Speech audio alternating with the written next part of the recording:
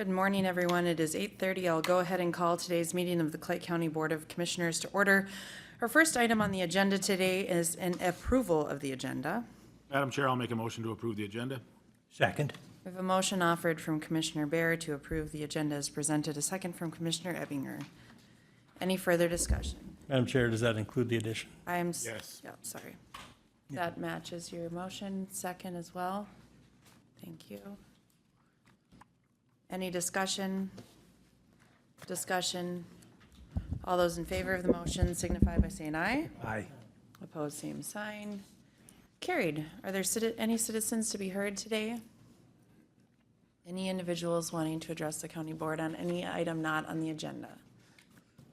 Steve, have we had any online requests? If not, Madam Chair. Thank you.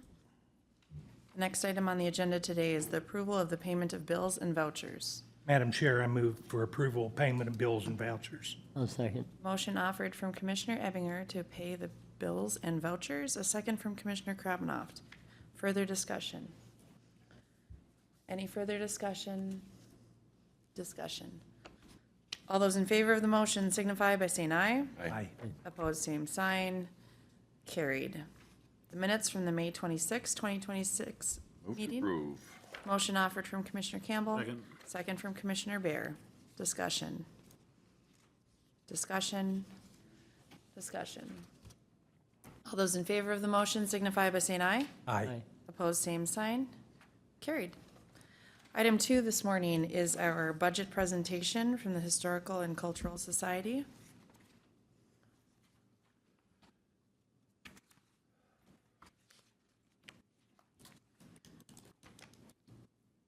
Good morning, Laura. Good morning. Good morning, Commissioners. My name is Laura from the Historical and Cultural Society of Clay County, and I'm the new Executive Director there.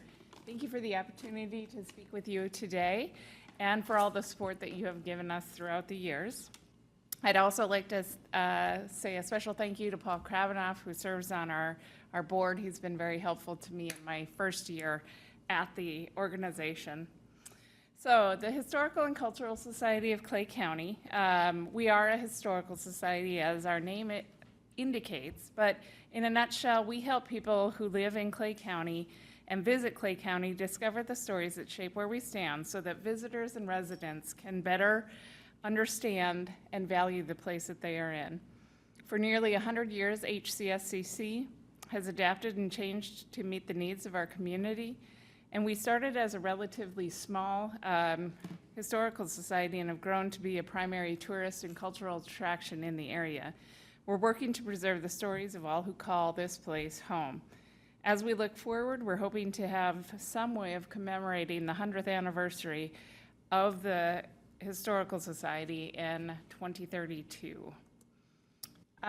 We are not just your average historical and cultural society. We have very unique objects such as the ship and the church. We do art and local history displays. And our staff and volunteers guide visitors through the museum on tours. We have changing exhibits every 3 to 6 months. And with the quality of our research and exhibits is exceptional. As a result, we're considered a must-see destination to the visitors of Clay County, and we consistently receive high reviews that encourage others to visit, drawing other visitors into the area, and we help sustain our organization that way for the future. 2026 overall was a success. We welcomed nearly 25,000 visitors to the museum. We went out into the community and reached nearly 1,500 people, and we had over 1 million views on social media. We also had 48 donations to our museum and archival collection. Each donation is considered, and each individual is considered a donation. So when we got several hundred photographs from John Peterson from the Flayton Wing photo collection, that is considered one donation. So we got many more objects and archival material than just 48. The gift shop increased revenue, which means an increased support for our budget and county taxes. But these are more than just numbers. They reflect community engagement, educational impact, public access, and a positive impression on both the visitors and community members. Besides reaching the visitors to the area, we have a strong presence in the county in general. One of our primary goals is to go out into the broader county. We strive to go out and engage all of the county, from history harvests in Ulen, Hawley, Moorhead, Barnesville, and Comstock, to school tours or presentations at all of the county schools. And we also go out to give presentations to civic organizations, nursing homes, and participate in the county fair, as well as potato days. This year, for one of our school tours, I was lucky enough to be a part of it.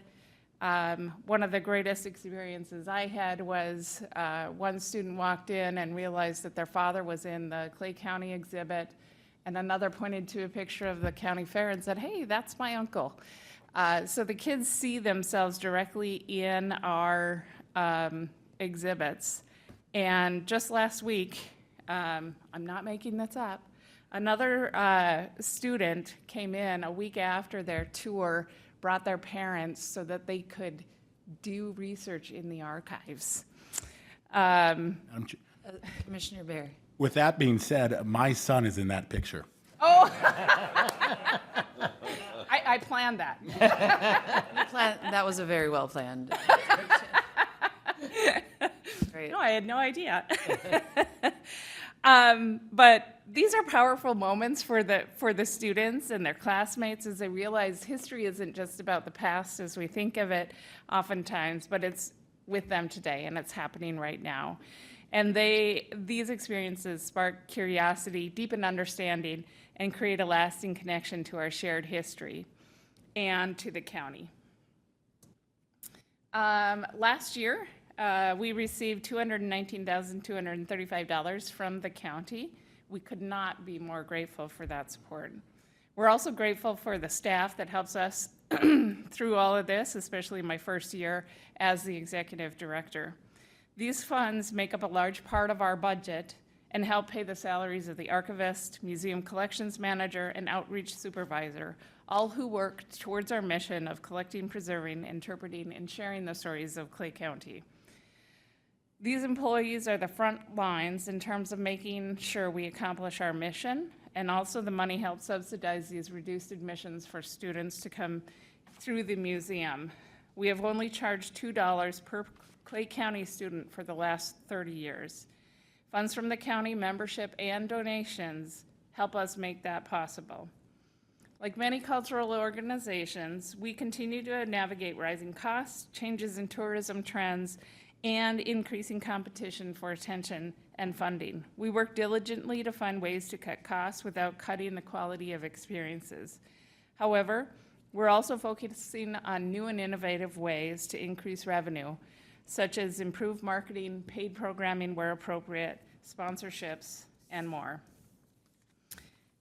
We understand and have also experienced the changes in the fiscal environment, which helps us understand the challenges that you are facing as you plan the next year's budget. During your budget planning, we'd like to request that the funding remain the same for 2027. This will help us maintain the presence in the county, continue to protect and preserve the important documents and objects, and serve the people of Clay County. You do have a copy of our 2026 budget in your packet if you want to look at that. As you look at the income, we have many different revenues, streams of income. In 25, we were above budget in donations, fundraising, special incomes, and gift shop sales. Our admissions memberships were down slightly. The investment line for 2026 is listed there, but in 2027, we're hoping that will be higher, not just based on a whim, but we've made some changes to do to change it to more, why can't I think of the words right now? Better investment strategies to help us become sustainable more long-term. But as you can see in the expenses, the vast majority of that is the wages and salaries of those who do the work to preserve Clay County history. If you look at the bottom, it looks like we budget for a massive deficit. That's just because it's a nonprofit budget. Much of that deficit is what we got in 2025 to spend in 2026. So we actually only budgeted for about a $15,000 deficit, and that's because we have some reserves that we can spend and have some plans for how to spend those things a little bit more wisely. Overall, we're very proud of the work that we are doing today, but we're also looking forward to the future. Our strategic plan. That's a computer. It's Oh, okay.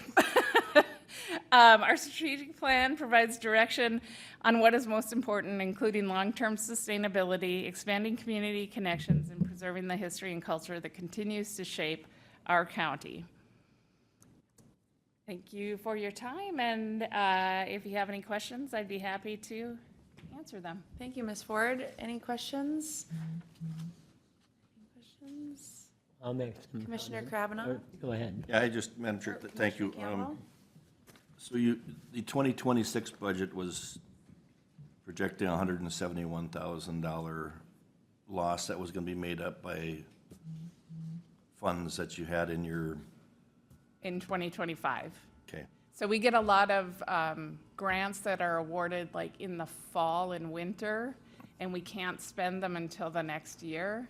So that's why it looks like that.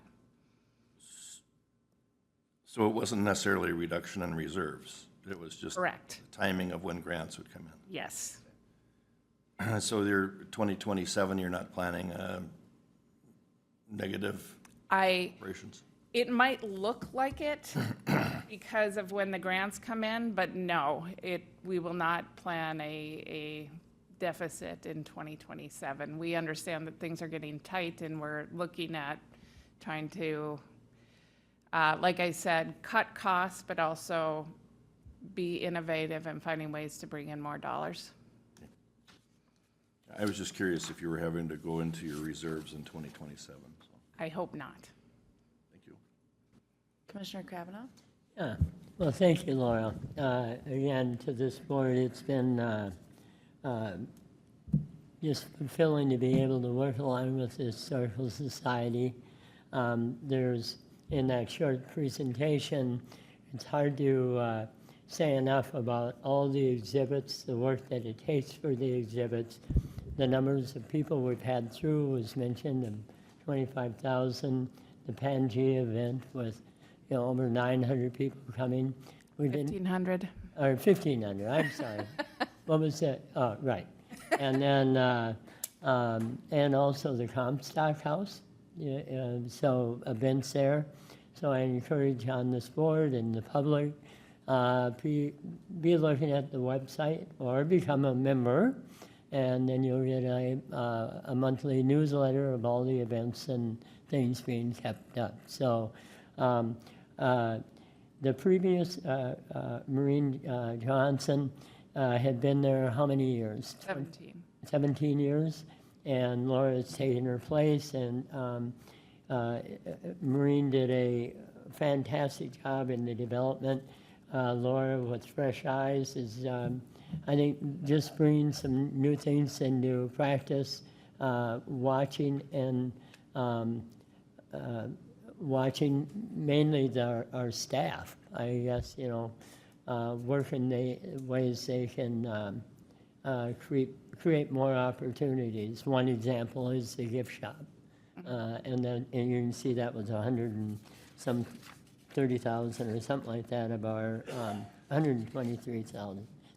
So that's a big deal. So anyway, working on, I mentioned earlier, the establishment of an endowment type fund that we're doing now for long-term money that hasn't been ever spent. to create about $20,000 in income to help sustain, and working with strategies, again, as already mentioned, in ways of leveraging investments into projects that can build donations and also encourage more endowments to become donations toward the endowment. So just a big thank you, and I think for 1 year you're doing a bang up job. So Thank you. Thank you. Commissioner Bear? Thank you, Madam Chair. What are your reserves at? What are you sitting on? Well, we moved about 500,000 to the endowment, and then our reserves beyond that are about 260,000. Thank you. Yep. Commissioner Ebinger? I just want to make one observation. I'm the only one here on the board that wasn't born and raised here. Oh, And I came, the first night I was in City of Moorhead for my job interview, along with 4 other candidates, was at the Omkomst, which I couldn't pronounce then. yeah. And I can't remember the fellow's name, but he was in charge of the exhibit there. Gave a tour, looked at the boat, was very impressed. He talked about the area. And I was so impressed, I ran my mouth when I got hired, and the city manager put me on your board for about 4 years. But I brought numerous people, and everybody in my family has come up there. And whenever they come visit, I want to go look at the boat and see the church. Yeah. And it's just a wonderful thing to be able to show that off to people, especially in winter. Yep. And if you'll go to your gift shop, my sister-in-law Carol actually rendered the Stave Church in winter, and you guys are selling her gift cards now. Oh, great. So it was pretty cool. I think a whole lot. We've been members ever since. This is a great thing for the community. I wish people would get a membership, Yeah. just so you can stay engaged and keep things functioning here, because Moorhead needs more of this, and Clay County needs more of this. And you're doing a good job. You've picked up the torch from what Paul's saying, so Well, thank you. I'm very supportive of the request, which is nice that it's not an increase. I'm not going to lie, we'll take more money, but yeah. We won't give more money. Well, thank you for being a member and for all the kind words. Commissioner Bear? Do you want to give us a little idea how to become a member? Oh, Or do we have to sure. go and, You can go to the website, which is hcscconline.org. Or you can stop by and you can get a membership right now. The lowest membership, an individual member, is $40. And then it goes up from there. And basically you get free admission to the museum for, like, if you get a family membership, it would be you and your family. If you get an individual, it's just you.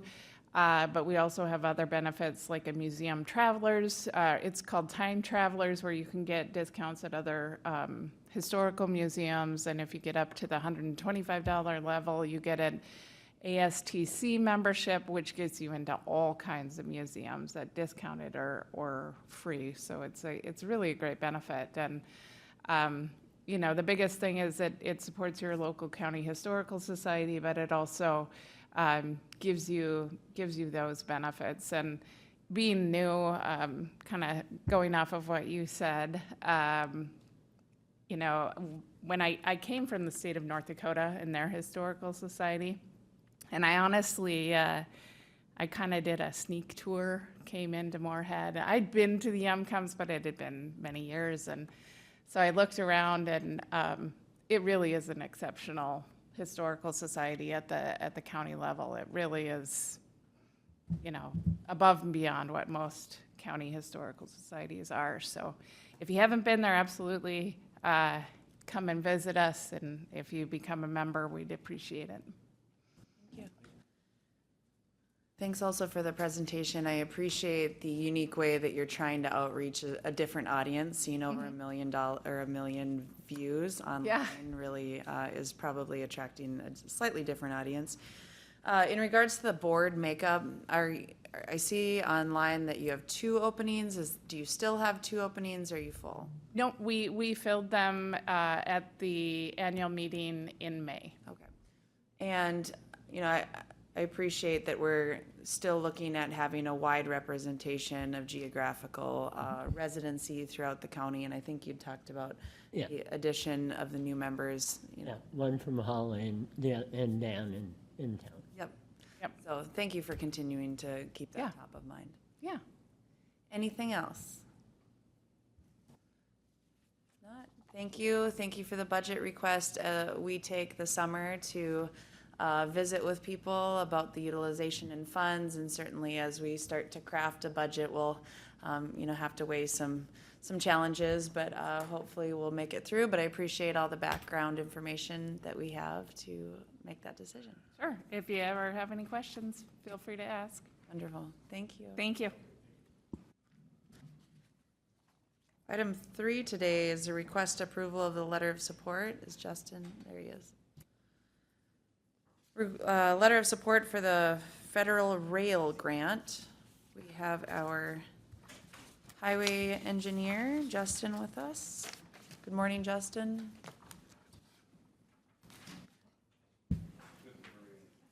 Yes, so the first item I have is requesting approval of the letter of support for the federal rail grant. So this is the federal rail grant, so this is Consolidated Rail Infrastructure and Safety Improvements, or CRISI, because MnDOT does, and the Federal Highway Administration love their acronyms. So last time I did bring a few different rail crossing letters, and it was not clear which crossing it was in Clay County, so I did find that out. It is on CSAH 23, just north of the landfill. So this is MnDOT just applying for another rail crossing grant and asking for a letter of support, and I do think it would be a good thing to support. Questions from the board? I have no For question. identifying that rail crossing, though, we appreciate it. Madam Chair, I'll make a motion to approve the letter of support for the Federal Rail Administration grant. We have a motion offered from Commissioner Bear Second. and a second from Commissioner Campbell. Further discussion? Discussion. All those in favor of the motion signify by saying aye. Aye. Opposed, same sign. Carried. Item 4 today is a request approval of support to support stated Highway 36 bridge replacement. Yes, so this is a letter that I brought before the board many different times for many different applications. So this time Polk County is taking the lead on a bridge investment program, BIP application. This would bundle 3 bridges across the Red River, including Clay County, Norman County, and Polk County in Minnesota, and Cass and Trail County in North Dakota. These bridge replacements would be funded with 80% federal funds, bridge bonding, and then also a local match on both the Minnesota and North Dakota side. I think this is another really good project that if we were able to get federal funds, this is probably the only way this project would move forward just because of the cost of it. Correct. Those are big dollars. Commissioner Kravinoff? Yeah, I'll make a motion to approve the letter of support for the CSAH 36 bridge replacement. Second. We have a motion offered from Commissioner Kravinoff to approve the request, a second from Commissioner Ebinger. Discussion? We certainly have discussed this at length, and I agree. The cost is enormous and will not be able to happen unless we're able to secure these funds. Agreed. Any discussion? All those in favor of the motion signify by saying aye. Aye. Opposed, same sign. Carried. Justin, item 5 today is a request approval for the agreement of the bridge design. Yes, so this past year, through a load rating contract that MnDOT does, they mainly focus on timber structures, and CSAH 21 was one of the structures that was on their list. It was previously open to legal loads, and due to severe timber deterioration, the bridge was rated down to 5 tons. So just as a little bit of background, so the bridge was looked at initially in June, and then in August, and Clay County wasn't notified until February that it was a 5-ton restriction, which came to a shock to everyone. Since then, We were able to do a shoulder closure to raise that rating up just a little bit, but it is still a severely deficient bridge that, through the legislature this year, obviously there is bridge bonding funds. And then also on the 5-year plan, CSAH 21 is due for a reconstruct next year. So that I am looking to contract with Houston Engineering for bridge design that would keep this on a 2027 timeline and then also being eligible for bond funding. And then we also did, this is a pretty sensitive area hydraulically, so we have done quite a bit of background with MnDOT, because initially the hydraulics came back as 3 box culverts. We were able to, through some hydraulic analysis, convince them that a 3-span slab span bridge would be the best option in this area. Well, we talked about this yesterday at Highway Tracking. This has been something in talking with Alliance Township and residents down that way. Really curious about what the solution would be. I appreciate you working with the state on maybe some flexibility that would really reduce our costs that would be encumbered. Questions from the board? Madam Chair, I'll make a motion to Commissioner approve. Bear? Madam Chair, I'll make a motion to approve the agreement for bridge design with Houston Engineering. Motion offered from Commissioner Bear, Second. second from Commissioner Ebinger. Any further discussion? Discussion? Discussion. All those in favor of the motion signify by saying aye. Aye. Opposed, same sign. Carried. Thank you. All right. Item 6 is the request approval of the deficient bridge prioritization resolutions. Yes, so part of being eligible for bridge bonding funds is the county board does have to pass a resolution kind of showing priority and what LPI or local planning index ratings are on specific bridges on both the county and township system. So there is 2 resolutions today.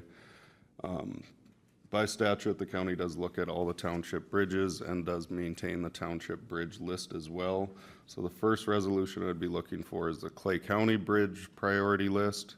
And then this is done every couple of years, and the main addition here is the bridge that we just approved, the CSAH 21, is adding it to the list because previously it wasn't deficient. Any questions or comments from the board? You want 2 motions? Or is one okay? We would want 2 motions, Need- 2 separate resolutions. I'll make the first one. Motion to approve a deficient bridge resolution 2026-10. We have a motion offered from Commissioner Krabnoff to approve Resolution 2026-10. Second. Second from Commissioner Ebinger. Further discussion. I say this all the time. I think this is poorly worded, not you, but the state, when they call it a deficient bridge. And we're admitting we have deficient bridges and we're waiting till 2030 to fix them. I agree.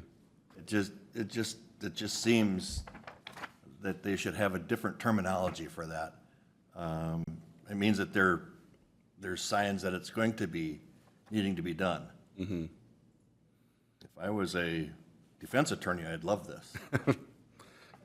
Second career, And- third career. Yeah, maybe I should go into that. Brian, what do you think? And it is difficult too, so if you see the LPI number, anything above a 60 technically is not eligible unless you can go through quite a bit of analysis to prove that it is eligible. So in all reality, 4 of those bridges are only eligible for funding at this time. Yeah. And then it's a guessing game at which year it's gonna be deficient. I wish they would just have a different name. I agree. I do agree with you. Any other discussion? Commissioner One Bear? on that list there that says the Stony Creek for CSAH 21, is that the same bridge that we just discussed in the prior motion? That is correct. Any further discussion on the first resolution? All those in favor of the motion signify by saying aye. Aye. Opposed, same sign. Carried. The next request would be the 2026-11 for the county and township structures. Yes, so same thing on this one. I'd say the biggest bridge to note on this one is the one in Glendon Township. We are I think we just got our DNR permit last week, and we're working on right-of-way with the township, still planning on a fall bid letting on that project. So that one's obviously a pretty high dollar amount and really leveraging our township bridge funds, but I think it's gonna be a really good project that's much needed. Madam Chair, Commissioner Bear? I'd like to make a motion to approve the deficient bridge resolution 2026-11 for the township structures. Motion offered from Commissioner Bear to approve the second resolution. Second. Second from Commissioner Ebinger. Any further discussion? Discussion? Discussion. All those in favor of the motion signify by saying aye. Aye. Any opposed? Carried. Thank you, Thank Justin. you. Do you briefly want to give a snippet? We talked a little bit about messaging for the closures on the projects. Do you want to just highlight the board really quick? Yeah, so we are working on some social media, kind of how we message what's gonna be closed and what's not.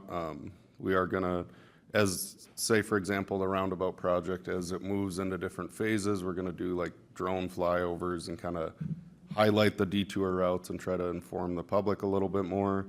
And then the Holy Cross Township, obviously, if you've been in that area, there's a ton of different roads closed. We do have a road closure map that GIS maintains. And then we're gonna work closely with the Corps and Diversion Authority at how to better communicate what's open and what's closed. And then we have also been meeting about every other week with producers down there at CW Valley to kind of let them know what's open and closed. Thank you. Really appreciate it. Thank you. Thanks, Justin. Item 7 today is a request approval to increase to the Social Services Change Fund. We have our Social Service Director Quinn here. Good morning. Morning, Madam Chair, Commissioners. Yes, I'm requesting a motion to increase our change fund from $100 to $200. We use this change fund down in Suite 102 to make change for clients that make payments in social services. Right now, $100, it can be depleted pretty easily if folks come in.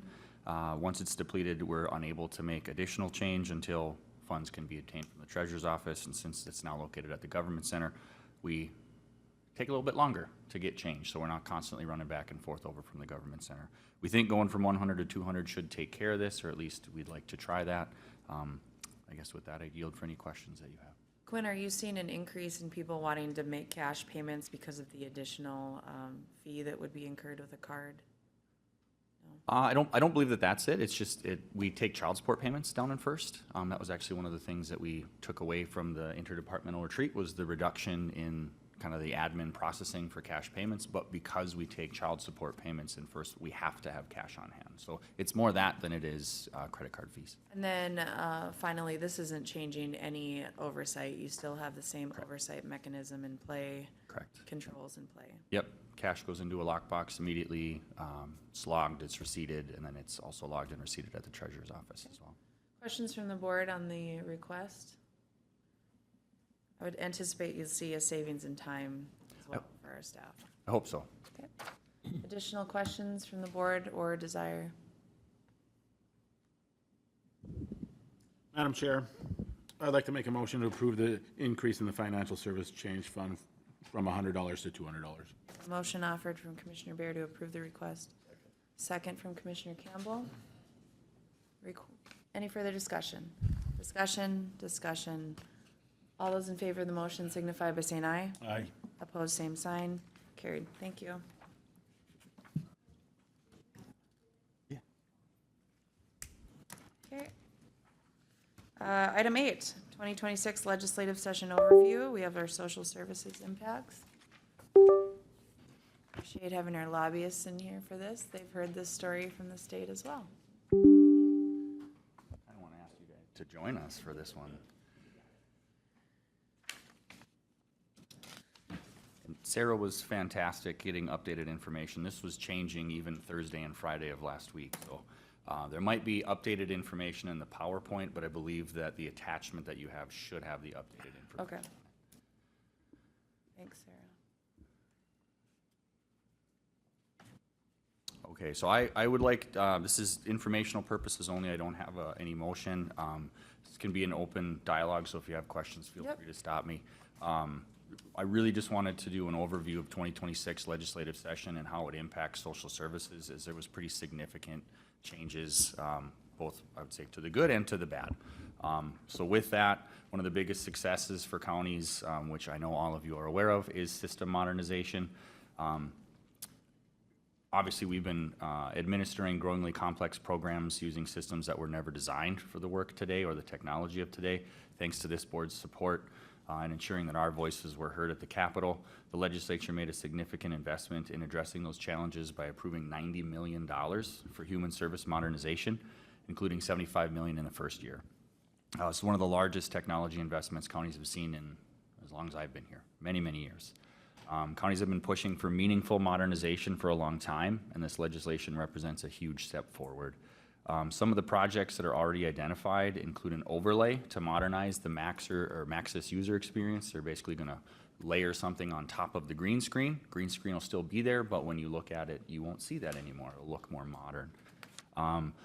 Improved integration, and by improved, they're going to create integration between MN Benefits and Maxis, development of AI-supported policy resources, and dedicated funding for county-led innovation projects. I'm particularly interested in that when more details come out.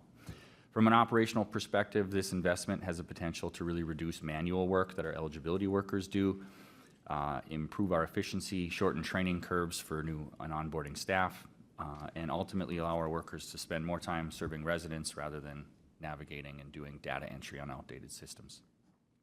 There's still a significant amount of work ahead, and implementation details will continue to evolve, but this is one of the few areas where the legislature paired policy goals with meaningful financial investments. Overall, this is a substantial win for counties and positive long-term investment in the sustainability of county-administered human service programs. I also want to take a minute to thank this board for their continued advocacy in this area and support. I do not believe that we actually would have got this across the finish line without all of your voices raising the concern and the issue as broadly and articulately as you did. So thank you very, very much for that. When it comes to the SNAP admin funding loss, this is not good news, unlike the slide before. Based on the most recent information available, we are projected to lose $402,533 in federal SNAP admin funding during the calendar year of 2027. The state did recognize that counties would experience funding losses and appropriated $10.7 million in one-time funding that would go statewide. Based on the current estimates that I received as of Thursday, Friday of last week, Clay County's share of that is estimated at $127,365. While that funding is certainly appreciated, it is important to remember that that's one-time funding. Because other federal funding reduction begins in October of 2026, this one-time funding can help soften some of the immediate impact during the initial implementation period, but it does not address the long-term loss of federal funding that counties will experience in 2027 and beyond. The larger concern is that the county responsibilities for administering SNAP remain unchanged. The work is exactly the same as it was before. Can I ask a question? Yes, Commissioner Campbell. So are we talking, this area now, are we talking about where we went from a 50% cost share to 75% cost share? Correct, yep, in the SNAP. We still get 50% on the MA side of things. Right, because at our district meeting on Friday, we were giving charts, and according to the formula that they gave us there,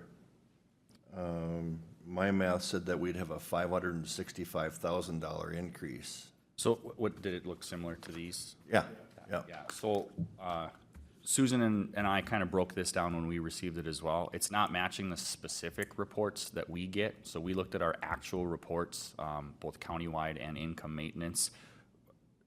We got these numbers. I'm not 100% sure where AMC got those calculations. Okay. Well, I like your numbers better than AMC's numbers. I do too. It's still too big of a number. Well, yes. I mean, yeah. Yeah. Neither one of them are good, but. Correct, yes. So I do recognize that there is a discrepancy between what this shows, but based on our report, we ran them twice because it's off. We couldn't figure out how they actually came up with those numbers based on the reports that we saw. Thank you. Before you go to the next stat, I was in Washington DC last week and did have an opportunity to talk to Tina Smith, but more important, as importantly, but due to her ranking member on the Ag bill, Senator Klobuchar, talking about the fact that there is some bipartisan support to push this 1-year delay for that, which, you know, then would bump back in the folks with the big error rates. We're still happy with our smaller error rates. You know, that has to be acted on now in, I think, 10 days or so. But I think there is a movement to incorporate a delay in that. And given, you know, what we talked about with modernization, hoping that there can be some, you know, meet in the middle with that so that the cost incurred would be less than what we're anticipating. Still a lot, but Senator Klobuchar was pretty encouraging, thinking something like that could happen. Good. Thank you for that, Madam Chair. Again, the work will still be there. We still have to do all of the things, process applications, determine eligibility, answer client questions, all while keeping error rates as low as humanly possible. Work remains the same, but the funding for that particular program area is being cut in half by the feds. From a budgeting perspective, this is one of the clearest examples of a cost shift from the federal government to the state to the counties. Minnesota is actually one of 3 states in the nation where counties are responsible for a portion of the SNAP admin costs. While we're fortunate to receive some of this temporary funding through state appropriation, there is no ongoing solution to replace that lost federal revenue as of right now. Next is the SNAP error rate. So there's the loss of the SNAP administrative funding, and then there's the fiscal penalty tied to the SNAP error rate. We're going to get essentially hit twice on this. In my opinion, this is the single largest long-term financial risk coming out of these federal SNAP changes. Again, completely separate from the reduction in SNAP admin funding that we just talked about. This creates a new cost-sharing structure. I will call it a fiscal penalty, but it's a cost-sharing structure tied to statewide SNAP error rates. Based on our current estimates, again, all Minnesota counties collectively face $97 million a year in these fiscal penalties. Using our share of statewide SNAP expenditures as the known benchmark right now, our estimated exposure is $1.53 million per year once it's fully implemented. This change will not occur until Q4 of 2027. So the impact on our 2027 budget is projected to be closer to $383,000 just for Q4 of 27. Beginning in 2028, though, we would be looking at that full annual fiscal penalty of $1.53 million. What's particularly concerning about this policy is that the penalty is tied to the statewide error rate, as I know you all have said, not our individual performance. Last year, again, our error rate was 1.68%, which is a very, very strong result. And if graded by the federal government on the individual level, we would face no fiscal penalty whatsoever based on that error rate. However, under our current structure, even for counties that perform well, they will still be responsible for a portion of the total statewide penalty. Madam Chair? Commissioner Campbell? When this is looked at by all 87 counties in the state of Minnesota, where are the real deficiencies in this thing that are bringing the statewide error rate to 10%? Are they small counties? Are they large counties? It's just, this is really troubling that we're making up for somebody else's inefficiencies, it appears so. Correct, yes. A lot of it is coming out of the metro. I think volume is a huge part, but there are some smaller counties that struggle with the error rate as well. There's no magic, and it's not just the metro, but the metro is a huge part. But there are counties in the metro that perform well at the same time. I do think it's important, too, to talk about the fact that staffing, you are required to process through these applications in a certain time amount. And some smaller counties that are having workforce challenges, if they're not processing through these, that contributes to the error rate as well. So that's where counties' hands are really tied if they're facing budget constraints and say, we physically can't add to the levy by adding additional work employees. But That was will there then really play in. was there really an error, or was it just something that took longer to get done? That is technically an error. The error, like errors, and when we talk about the error rate, they're not even necessarily fraud. Everybody hears errors and they think that it's fraud or it's mistakes. It's not. It could be something that's keyed wrong that we catch. Sure, yeah. And then, okay, extra money went out, but the next month it's prorated and we get it back. But if you're required to process something in 30 days and you do it on day 31, that is an error. Yep. Could be, the address was wrong or the client took too long to get back to us in the time frames. Yep. A whole bunch of different things are errors that are outside of county control. So even if eligibility workers are doing everything they can timely, there still could be things on the client side that force counties to have an error. I do think it's important to understand how the federal government views the SNAP programs administration. SNAP is ultimately a federal-state partnership, and the federal government holds the state of Minnesota accountable for program administration and error rates. The federal government does not hold individual counties responsible. Minnesota chooses to operate under a state-supervised, county-administered model, meaning that counties perform the day-to-day eligibility and case management work on behalf of the state. Because the federal government holds the state accountable rather than individual counties, it's my belief that there should be a strong policy argument that counties should not bear the full financial risks associated with statewide performance measures, particularly when a county is meeting or exceeding the expectations at the local level. This will be one of the major issues that I continue advocating for at the MAXA level during the next session. Again, social services position is that counties should either be fully protected from these statewide penalties, or at the very least, the county contribution should be tied to the individual county's actual performance rather than a statewide average. If the federal government considers SNAP to be a federal-state partnership, then the federal responsibility for administrating the program and any penalties associated with it should rest with the federal and state governments, not our local county property taxpayers. Do have some positive, Commissioner. Just a question that, so I think it bothers all of us greatly. Are you aware of, is there going to be public information to identify, going back to Commissioner Campbell's thoughts on knowing where these greatest errors are taking place? Counties like us that are way under, are they going to be identified? Here's my point. Are we going to be able to publicize this in a way to try to make a more equitable change? we have the data. We have statewide error rates, or we have individual county error rates that we can get. Like we have that now. Will DHS, DCOF do anything from a public release? I don't know. We certainly could. We have that information. Well, I don't think it'd be all bad to get out in the media. Just one last, so this $97 million that's the cost to the state of Minnesota for the 10% error rate, Based on the projections, yes. based on the projections. And that's And only 10%. and so if the state maintained a 1.68% error rate, they would receive that $97 million. That's correct.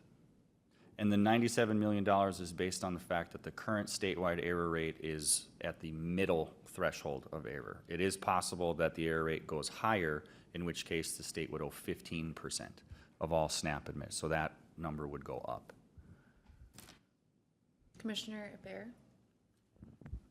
So where is the next, so right now we're just over 10% error rate. If we go to 15, then we'd owe 15%? I don't remember what the number is. There's 3 thresholds. One of the threshold is a 5%.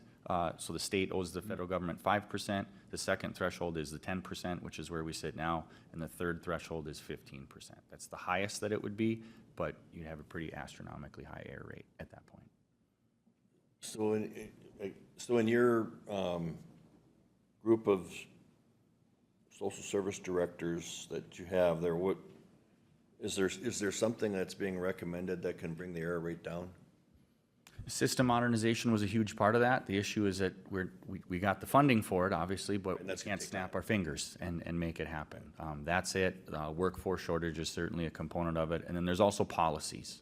It's my understanding that there's very complex policies that come around with it. Those policies could be, I'm going to say, simplified or shored up in the immediate. So that is something that we're actively talking about in our... Are those federal policies or state policies? It's how the state is interpreting the federal policy. We believe that there are state policies that could be changed to simplify it and then ideally lower that error rate. Commissioner Ebinger? As far as modernization, boy, I missed that word. Yeah. As far as getting our systems up to where we're wanting them to be, what's the timeline? I have not heard a timeline. It's going to be, I would say, years, not months. So operating the way we are now, we're looking at continued error rates at these levels statewide. Can't speak to other counties' performance. I hope that, given the gravity of what the outcome of these error rates are, that everybody, I mean, if there are opportunities to simply just buckle down and do better, I certainly hope that counties do that. I would assume that our eligibility worker staff will keep our error rates low as well. I guess I don't know how to answer that question. Are these penalties going to be reassessed annually, or? It's based on the last 2 years of performance. So the 25 performance or payment error rate timeframe and a 26. So they base what the error rate is on work that's already occurred. That was a little bit of a sticking issue as well, of saying, you're now grading us on something we didn't know that we were being graded on in 25. Thank you. Should we move on to MA? On the positive side, there are a few points of good news in regards to MA and healthcare eligibility. We got an expansion of address verification tools that will allow counties to use additional data sources like the United States Post Office and return mail and out-of-state address information to identify eligibility issues more quickly. So if somebody leaves the county or moves out of state. This should reduce our staff time spent researching address discrepancies, lower a little bit of our postage costs, and improve our program integrity overall. Should allow our workers to take action on cases 1 to 2 months sooner than what the rules were before. It's a perfect example of a statewide policy where maybe we were distributing benefits to someone and they had a different address change, but we couldn't act on that based on the policy rules, so that was shored up. At the same time, the legislature created a new oversight and reporting requirement that could create significant administrative burden for counties. Local agencies will now be required to report to DHS when application or renewal timeliness falls below 80%. The challenge is that the METS system does not currently track this information in a way that allows counties to easily measure compliance with this. So if no automated solution is developed quickly, counties will be forced to manually track applications from receipt through completion in order to determine reporting requirements and then trigger that notification to DHS. So again, this would create a pretty significant workload without improving any service delivery and would divert staff time away from eligibility determinations and serving clients. I find that one particularly ironic that essentially we're tracking ourselves when we need to notify the state if timelines aren't met. Looking ahead, counties will also be responsible for implementing reduced retroactive MA coverage beginning in 2028. It's going to be dependent upon your eligibility criteria. Right now, MA will go back 3 months in time and cover expenses that were eligible for funding up to 3 months retro. With the big beautiful bill changes, depending on your eligibility criteria, that's going to drop to 2 months retro or 1 month retro. It's going to create additional complexity for staff in administering that. Quality assurance, the policy interpretation. It's also going to have a significant impact on the client side of things. If you're eligible for MA and your medical expense was 3 months ago and that retroactive coverage dropped to 1 month, you're going to be responsible for those medical expenses. Another piece of good news is the work and community engagement requirements are going to create new implementation responsibilities, but the state appears to be using an external vendor for the outreach and the verification of the work requirements. We're thinking that METS is just going to have a simple checkbox added to it that will basically tell our workers yes or no if that person meets the work requirement laid forth in the big beautiful bill. Next is the Minnesota African American Family Preservation and Child Welfare Disproportionality Act, or just the Act. The legislature did make several important changes in this session. It did provide $15 million in one-time statewide funding. Each county is going to receive a minimum allocation of $100,000 per year. I don't know what our exact allocation will be right now. I believe it's going to be a little bit higher than $100,000. But again, this is a temporary one-time allocation. Caveat to that is that it cannot be used to supplant existing funding. It can replace temporary funding, but we can't use it to just simply offset other costs. The legislation also clarified several definitions and narrowed the applicability of the act, which should help us better understand which cases are covered and which ones aren't. Again, that clarification is very helpful because some of the biggest challenges with implementation that we've heard has been understanding when exactly does it apply and when doesn't, and then the legal documentation that comes along with that. Another important change is that the case review requirement, which was going to be a huge administrative burden for counties, was delayed until July of 2027. That gives counties and the state additional time to work through questions that we have about that and hopefully address the remaining concerns during the next legislative session. Social services position is that the case review function should be administered at the state level. It's identical to the way the review structure exists right now for ICWA and MIFPA cases, so that structure already is there. We use internal audit tools right now for MIFPA and ICWA cases, and we will develop them for MAFPA cases. We use them for training, for quality assurance, practice tools. It's just a good thing to do. However, when the purpose of the review is to determine compliance with the statutory requirements, I don't believe that that function should rest with the same agency that does the work. A state-administered review process would provide better consistency, that independence, and credibility across counties. It would also avoid placing counties in the position of effectively grading themselves on their own compliance. The $100,000, a minimum of $100,000 one-time funding may be helpful for the startup and implementation, but the underlying work is going to continue beyond that one-time allocation. The details and specifics are still unclear from DCYF, again, about that $100,000, but because the details remain unresolved and additional legislative changes and legal challenges are anticipated, I'm not seeking a specific staffing increase or funding increase request in 2027 for the Act. I believe it's more responsible to make future staffing and budget recommendations based on real known requirements and known workload impacts rather than guesses and assumptions made from incomplete information. We're kind of brainstorming different ideas of what we can use that $100,000 for, but right now I'm not looking to add a staff just to add a staff. The key point for the board, in my opinion, is that this is another example of legislative change where initial funding was fought for, so thank you again for that advocacy. It was ultimately provided, but the long-term administrative responsibility still remains with counties, and there isn't sustained funding to go with that, again, forcing that burden on the local taxpayer. This final slide kind of represents a bunch of different areas. I won't go into too much detail about them. Not the main focus today, but still important from a budgeting and operational standpoint. The legislature made several long-term services and supports, or LTSS, disability waiver changes aimed at savings and program integrity, including service limits and provider oversight. The key issue for counties, in my opinion, is not necessarily each individual provision in the LTSS work. It's whether or not the state can identify the full $177.5 million in savings that is needed in order to avoid future county cost sharing in the disability services world. If that target is not met, counties may face future fiscal exposure. This is the 5% of disability residential cost that came out, I believe that was last year. For waiver case management, there was some positive developments. The contracted case management provision was sunset was prevented. Rate study was approved. Those are really important steps, but they also tell us that the larger issues of no rate adjustments since our 1% increase in 2015, the workforce sustainability, and long-term service capacity are still not fully solved. So good news that we'll have a rate study, hopefully with recommendations to increase that rate. In the non-emergency medical transportation realm, the county authority was preserved. The state must now provide 6 months' notice before they would move forward with a statewide or regional contracting out of that service. It gives counties more predictability.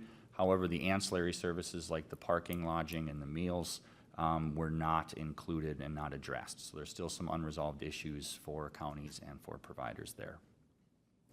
And then the Governor's Transformation Initiative is the broadest long-term issue on this slide. It includes studies of county, tribal, and state roles, as well as something called a transfer assessment related to the state taking over MA administration by 2033. Of course, that doesn't mean a transfer is happening tomorrow or even in 2023, but it does mean the basic structure of the county-administered, state-supervised human services system is being actively studied. I think an important message for the board is that several of these items are not immediate budget changes, but they could significantly affect future county responsibilities, our staffing models, and our future budgets. I'll continue to stay engaged at the MAXA level. We'll be at the table so that our daily county realities can be a part of those discussions as well. Commissioner Kravinoff? I'm just curious, other states, is it common for the state to take care of that administration? Minnesota is one of 10 states that still have the state supervised, county administered. All the other states have a state administered. So if you want SNAP or MA or any other programs, you call or you go to a state office and you get a state employee versus a county employee. Thank you. The final slide here is intended to bring all of the major budget implications together and answer, what do we know today? What could this mean for our future budget? Again, we are projected to lose approximately $402,533 per year in the federal SNAP admin funding, with a one-time allocation to offset those losses of $127,365. Second, beginning in Q4 of 2027, we're estimated to lose approximately $383,000 in that SNAP error rate penalty, with the projection that that will grow to $1.53 million in calendar year 2028. Taken together, that means we could be looking at approximately $783,000 in combined SNAP-related costs in 2027. Looking further ahead, those same pressures could exceed $1.95 million beginning in 2028 if no legislative or funding changes occur. Again, there are some positive investments in this session, the system modernization being the biggest part of that. It received significant funding. MAFPA implementation one-time funding was provided, and several of those LTSS issues received additional attention and study. But again, those investments are one-time in nature, while the administrative responsibilities and potential cost exposures are ongoing. Overall message I hope that the board will take away is that this legislation created both opportunities and challenges. There were meaningful investments in modernization, but there are also incredibly significant future fiscal risks that remain unresolved. Again, I'll continue to monitor implementation guidance, any legislative developments, and specifics about county allocations, and I will update this board immediately so you have the most accurate information possible. With that, I yield for any additional questions that you may have. Thank you so much for putting this entire presentation together. We leaned on you heavily during the legislative session to share perspectives and impacts from staff, for us to help share that story. And I do want to go to, the first slide. That was an enormous win. I mean, to see that modernization had its own line item with that amount of money really speaks to counties united in one voice, one priority to that. But the work, I don't think, is really over in regards to how we continue to share what these budget implications will mean for counties going forward. So to have this is really helpful. I do feel like we should meet with, our state reps and senators on this, but also candidates running. The more people that realize what these budget implications, not only in St. Paul, but DC, mean for us is really important. Additional comments, Commissioner Kravinoff? Yeah, would you please send an electronic file update of the 2 slides that you changed? Yep. Right? Was that included in Sarah's email this morning? Okay, The updated PowerPoint, I'll send that. got it. Right? Questions? Just one thing.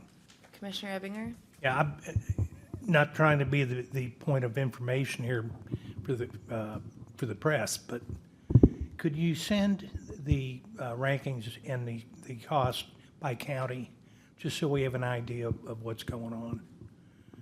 I really wonder where the problem lies, and if this is going to be reassessed annually, it's incumbent on us to make sure the counties that are driving the numbers up get the support or the input or whatever, but I'd like to kind of know where the problem is. Absolutely. Commissioner Well, Ebinger or Campbell? that's really good. We have a 10% average, right? That means that, and if we're at 1.3, there's some have to be way over 10%. Correct. Yep. To get a 10% average. And if those are the counties that are giving us the issues, AMC, whatever other resources we have, we need to let them know that we're having to pay their freight as it stands now. You have to start to wonder, is it a workforce issue, or is it an issue on some counties maybe not wanting to keep their counts for employees so that their, what's the word I want to use, where your client to, your ratio. Caseloads? Ratio. I mean, you might have some county boards that say, well, heck, we're just, so what if we have 10,000 clients to one? So Do you want to answer that in Commissioner? Yeah, on that note, it can be done. If you remember when I came in to talk about the request for 2 new eligibility workers and our financial services department update, our caseload ratio, if you will, is one of the higher ratios in the region.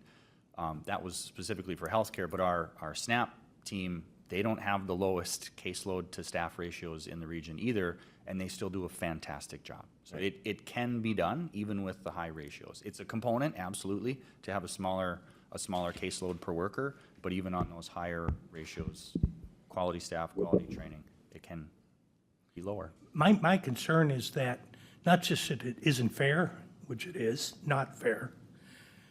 My concern is maybe there's a secondary benefit we can reap out of this. If the heat's on, the people that are really either negligent or in need or whatever the causal factor is for their number being up, maybe with a little peer pressure and a little bit of scrutiny, they'll be willing to address their issue the way you have in our county. And that's, if there can be any benefits, if we can make any lemonade out of this situation we're in right now, we ought to make it. Commissioner Bear? How many staff members work on the SNAP side of it, and what is their ratio? Don't want to quote you the wrong information. You can get us. We just had that not too long Yep, ago. I was going to that slide in my brain, but I can't remember the exact numbers. Yep. I'll get it to you. Well, I know that some members in the community have asked, why is Clay County spending so much time advocating in St. Paul? Why are you doing that in person? When you look at what our requests will be we'll talk about the budget this afternoon, but when you look at what those additional requests will be and what this total number for admin will be additionally, we're talking levy points. And that's why we're spending so much time sharing that story, because we're really proud of your staff about the work that they do with the finances that they're given, staff ratios and whatnot. But these are really challenging numbers, and the 28 budget implications are really scary. Thank you again all for the advocacy that you have. I mean, I don't think there's a single one of you that I haven't heard kind of carry this, so I appreciate that support from this board as well. It really gives us a lot of, say, positive hope moving forward that you understand the gravity of what some of these numbers are, and we really appreciate it. Thank you. Additional questions? And just one thing, and not to belabor your comment just now, but the presence we had for a county, the distance we are from St. Paul, it made a difference in what we could bring back to this county to keep it from going on the levy. And, I joke about it with my entire district contained in the city of Moorhead, but when I came here, I didn't know anything about ditches. I didn't know they were even important. I didn't know about the roads and everything else we've got to do. And I didn't know the impact our levy has on farmers. And I think a lot of what's been done on this answers legitimate questions on why are we spending so much time up there and paying for lobbyists and doing these things. It's because we need to have a voice there, and this year we had it. And when you hear Quinn, you understand that we are, when our voice is heard, it's for legitimate reasons. We have staff here that does the work, that we can bring facts to the legislature along with our requests. We can back it up. So I want to thank the members of this commission that have spent an inordinate amount of time up there, because it's not been easy, but it has benefited our taxpayers. And while we're fighting with the levy, these are things that will bring that levy down. So I'm grateful for that. Thank you, Commissioner Ebinger. Commissioner Campbell. Being a border county and, it would be interesting to see what percentage of our county population that we have is on SNAP. You have that information. I do, yep. And I'm guessing that it's fairly similar to a lot of other large counties in terms of that percentage. I guess what I'm getting at is I'd like to get to the root cause as to why some of these counties have such high error rates.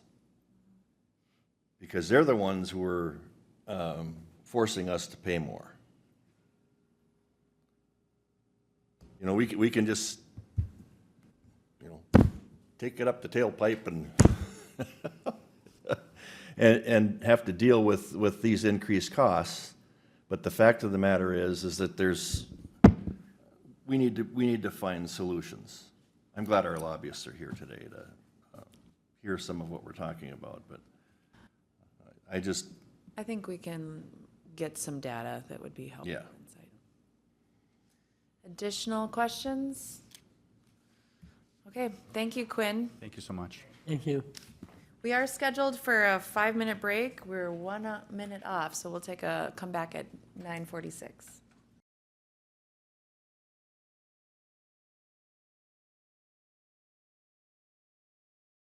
Us back to order. Item 10 on our agenda today is our Clay County Legislative Review, our representation from Winthrop and Weinstein. We have Tom Hansen and Haley Cobb with us today. Thanks for coming to Clay County. It's great to see you this morning. Well, thank you for having us. We will both introduce ourselves briefly and then get into it. I know we've spent plenty of time with all of you, but I am Haley Cobb. I'm based in St. Paul at Winthrop and Weinstein. I have been working at Winthrop for the last 4 sessions, and it was a joy to work on behalf of Clay County this year. And I'm Tom Hansen. I've been at Winthrop and Weinstein since 2010. Prior to that, I served as Minnesota's MMB commissioner, and in the distant past, I'm a Concordia graduate and a resident of Moorhead, so I love the area. I consider it my second hometown. All right, so we'll get right into it. You don't have to share a microphone. We'll grab another one. Thank you. Yeah.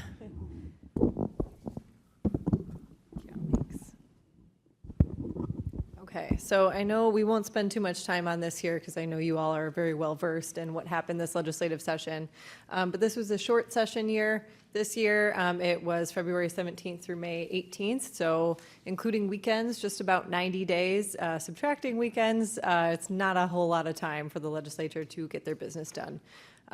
Last year, they passed a biennial budget. So this year was a year for bonding and a supplemental budget if they so chose, and they did choose. The DFL held a narrow majority in the Senate, 34-33, unchanged from last session. And then the House, also unchanged from last session, had a tie led by a Republican speaker. So as you all probably know from your visits to St. Paul, there was some a continuation of that interesting situation where every committee had a DFL co-chair and a Republican co-chair, and they switched off different days. So we came into the legislative session with a very polarized political environment, and so you saw some very different priorities being discussed on those alternating days in committee. Add to that the fact that every legislator is on the ballot this November, House, Senate, governor, all of the constitutional offices, and then some of our federal offices as well. So folks were, motivated to get out of St. Paul, get their business done quickly. And then there was certainly some partisan gridlock. It is very hard to get legislators to agree, even if there's a DFL trifecta or a GOP trifecta. So this year, with that slim majority in the Senate and the tie in the House, it was very challenging for folks to find things that they all agreed on. So heading into the fiscal and budget outlook, we, as I mentioned, they passed their major biennial budget last session. So this session, they ultimately agreed to pass a supplemental budget agreement of about $660 million. We focused this session on fiscal restraint and then some one-time investments, as you heard in previous presentations. That carried through across mostly all subject areas. The state was considering the fact that we have a structural deficit. So currently we have a surplus, or we came into session with a surplus. But as years progress in 2027, 28, 29, there is a significant deficit projected. So legislators were motivated to try to decrease that deficit by decreasing ongoing spending, but also using some of that one-time spending or the current surplus for one-time spending or to decrease those ongoing costs. They did also focus on preserving long-term budget flexibility. Is there anything you want to add there? No, you covered it. Okay, so major budget change items. These are just sort of broad things to be aware of. The legislature had a mandate this session in both parties to focus on fraud, on addressing fraud, pardon me. So they did institute a new Office of Inspector General, and they funded that office. This is going to be a pretty large office, which will have the authority to investigate suspected fraud across all state agencies. So that is a pretty big cost, as well as adding some additional funding for the Attorney General's office to do investigation and enforcement of fraud. That totaled about $35 million of the budget agreement. They also spent $52 million on their own safety and capital safety and security. After the tragedies that happened last June, legislators were motivated to address some longstanding security vulnerabilities that we've dealt with at the Capitol. So you all probably saw the new security lines that we had in place at the Capitol this session. That will become permanent, as well as some other security measures that costed about $52 million. We talked plenty about the IT modernization effort, and just to add to that discussion, this was a huge lift for counties this session, and it was really remarkable how it became the focus of the conversation, and really I think speaks to the way that counties were able to unify around this very obvious problem that frankly should have been addressed a long time ago. So that was a really big item in the budget, $90 million for that. And then legislators focused also on a package that would shore up some of our safety net hospitals, primarily Hennepin County Medical Center down in the metro, which was facing potential closure due to uncompensated care and significant budget issues. So they spent $205 million on that, with an additional pool of money that is available for other safety net hospitals, as well as for Hennepin County Medical Center as it may need it in the future. Just the IT modernization, they are going to modernize systems that and Commissioner Mojo has heard me say this multiple times. They were old when I was at MMB in 2010. And part of the problem is some of these IT workers have spent their whole lives working on this, and they're retiring. And so you don't even have schools that are training for these programs. So I think the state has a very big need for this. And I think it'll be very helpful to you. I think the system is older than some of us in this room. Okay, so just on taxes, I'm digging into the tax bill a little bit here, since this is broad and something you'll probably hear about. The legislature passed a one-time increase in the homestead tax credit refund. So that's that additional form that you have to file by August to receive your additional homestead tax credit. So the legislature chose to invest $125 million in a one-time increase. So when you file that form, you will see your refund will be given at 2022 rates rather than 2026. So it'll be a little bit higher than normal. The legislature also, as we talked about, the One Big Beautiful Bill Act that the federal government passed, that made a lot of changes to federal tax code. The state of Minnesota does not automatically bring our state tax code in conformity with the federal government's. And so we have to go into the legislature and specifically decide which of those items we want to conform to and which we don't. The legislature decided to conform to most of them. this year. So there's a very long list that you can read for yourself. We would be here all day if I was telling you about all of them. But one highlight is the pass-through entity tax for businesses has been extended for 2 years. It's not permanent. We'll have to come back and figure out whether we want to address that again later. Big win for the region, though. We did have an increase in the tax credit for sustainable aviation fuel and also an extension. So hopefully that will pay some dividends for Clay County as well as for the surrounding area as businesses start to participate in that new market. We're going to transition now into the bonding bill, and we're starting more general, and you're going to see that the basic premise is that as a region and as a county, you did very well. And this is the one, Haley's one, she let me do this one slide on the size of the bill. And I could go on and on about how I think Minnesota's capital investment system is broken and blah, blah, blah, but I won't. But I wanted you to get a sense of the challenges that Minnesota are facing. If you look, and I picked 1998 for a reason, I worked at the legislature at that time, and it was the first time we did a $1 billion bonding bill. And it was a similar year to now where everybody thought we had all these requests. So you look at the chart, 1.4 billion in agency requests and only 321 million for political subdivisions. So a total requests of about 1.8 billion, and $1 billion of them got funded. I mean, so you had a really good chance of getting something then. Now you fast forward to now, you have almost 4 billion in agency requests, almost 3 billion in political subdivisions, for a total of $6.5 billion, and it's only a $1.2 billion bill. So that's all to say that you faced a lot of competition in the session, and you have to really make your case going forward. Go ahead. And so what did they do? They did $1.276 billion, and if this had been adjusted for inflation, based on those 1998 numbers, this should be about $2.5 to $3 billion, but it hasn't been. The GO bonds is $1.2 billion. They did 46.5 for general fund. They did some transportation and some trunk highway appropriations.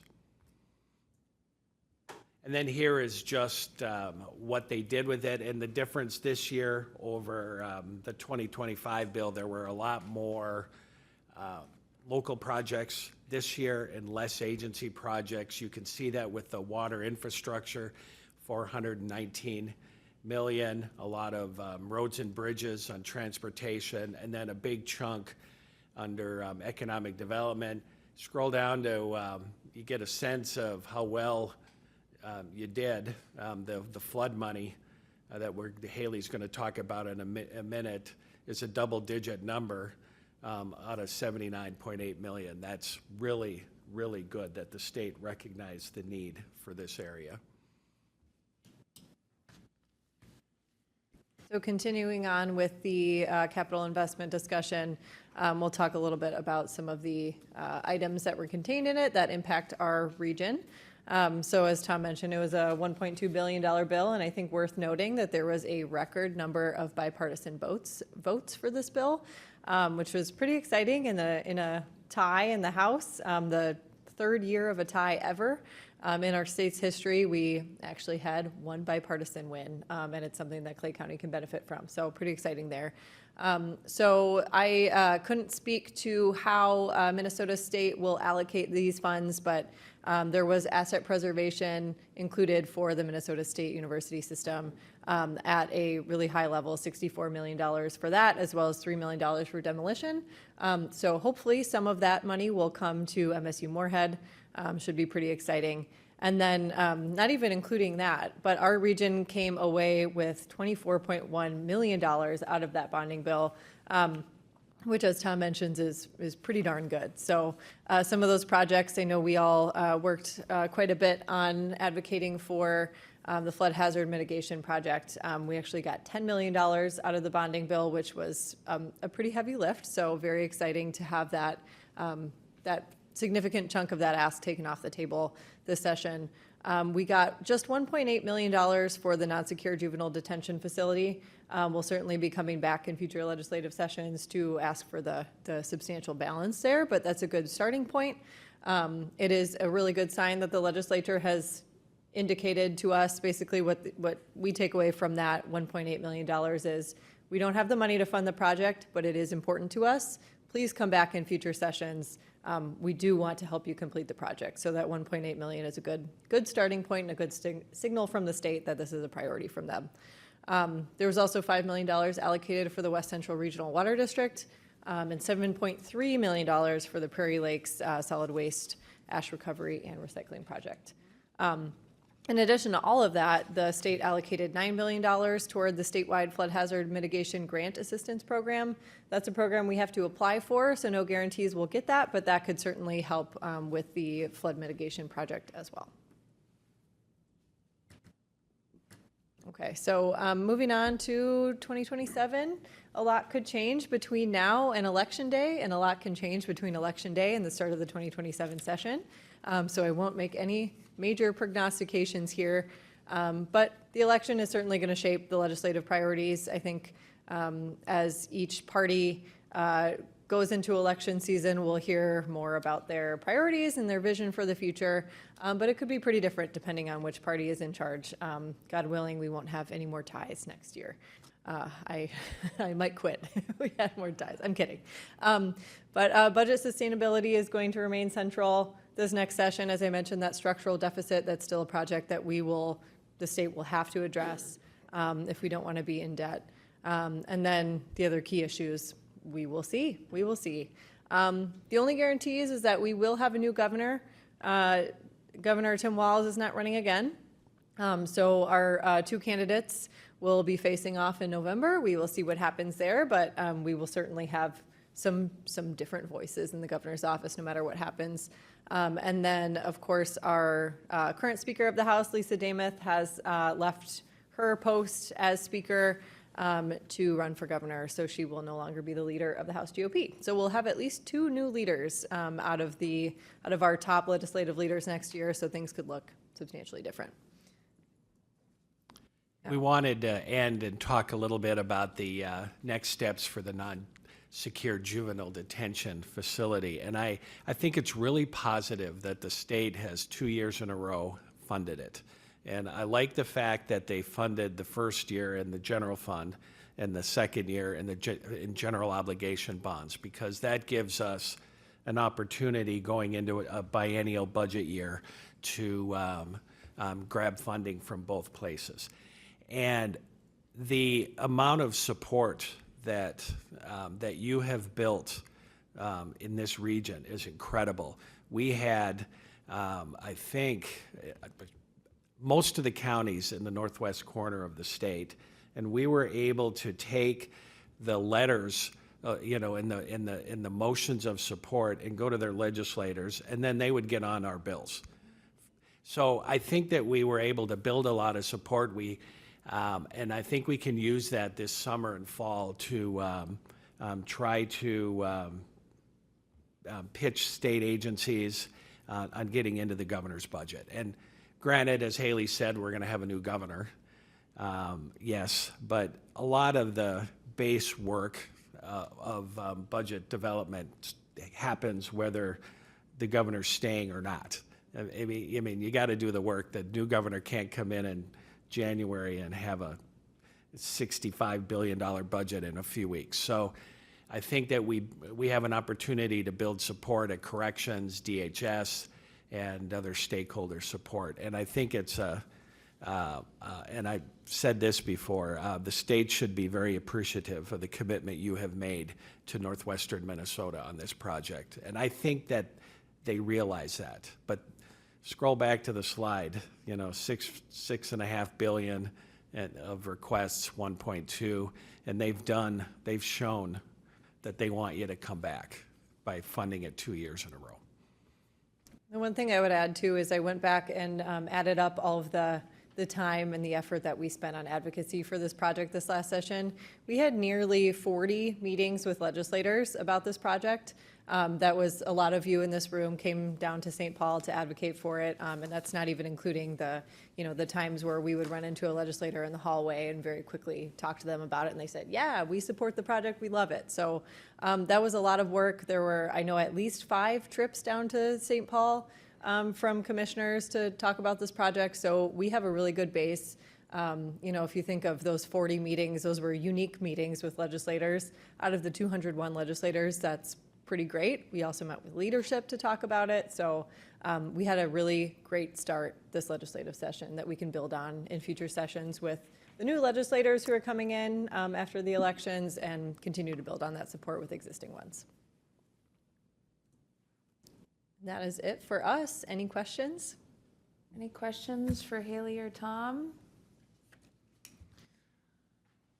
Well, I just want to give gratitude to the both of you. The access, well, one, the weekly meetings that we had to strategize how we would move forward. A lot of the groundwork when we first partnered with you, certainly we had the support of all of the tribes, but we had a large amount of counties that had signed resolutions of support. So we'd done a lot of communication through AMC and others on it.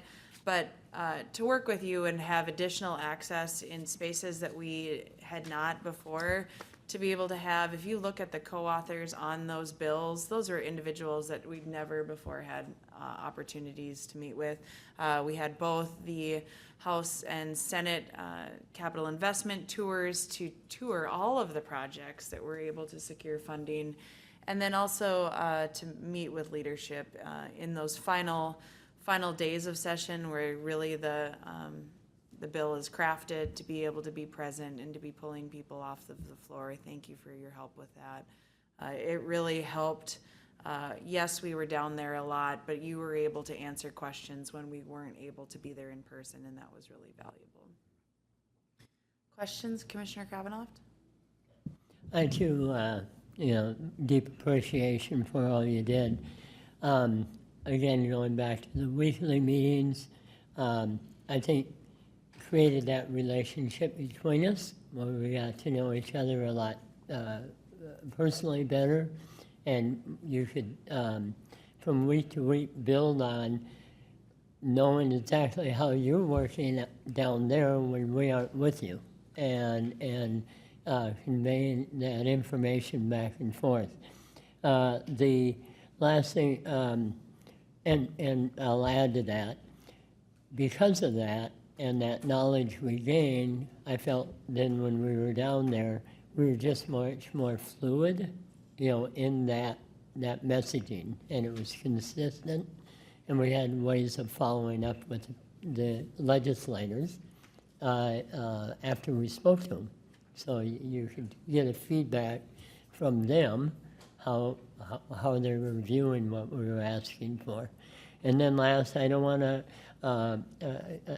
it would have been a piece that would have been very difficult, and I think in our relationship we'll even build on in a greater way, and that's getting toward the governor's office. And you just mentioned that as a deeper, hopefully with greater success next year than we've had, but that, again, is about having those built relationships to get there. And then I also want to mention NAMI. I think NAMI is a major piece that's going to come into play, not only with the legislature, but especially in the governor's office. So thank you for all that, because that's, those are places I don't think we would have been. So.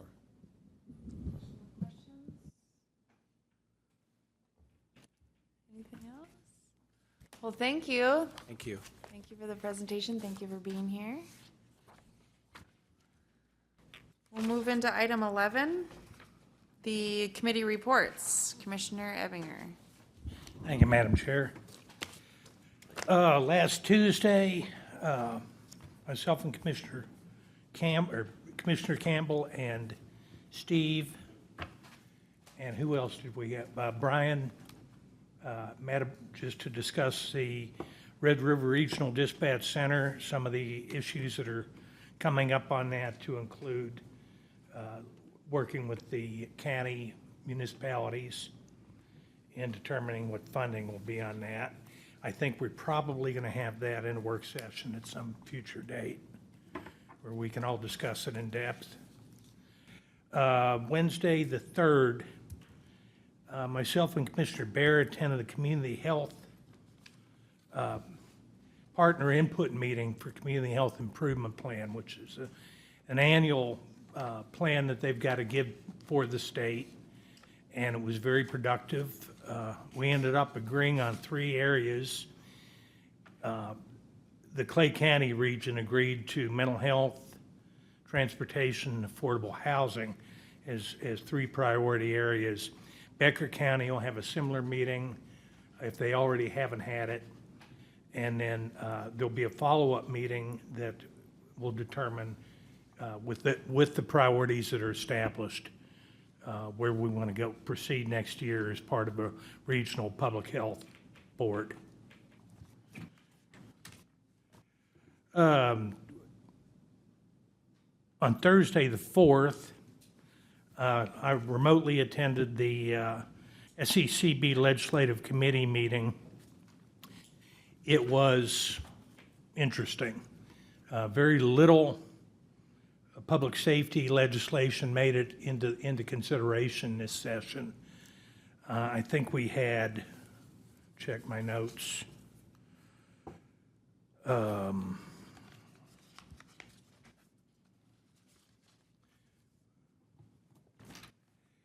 We had one issue that was a priority that actually got out of committee, and that was the armor issue. You've probably heard me over the last several years bemoan the fact that we can't get the armor state statute updated. And it's mostly service providers have presented obstacles for that being done, because some of the service providers that were providing landlines for over 90% of the emergency 911 calls back when our current statute was written are still being paid at that rate for about 4% landlines. And they don't want that to be changed.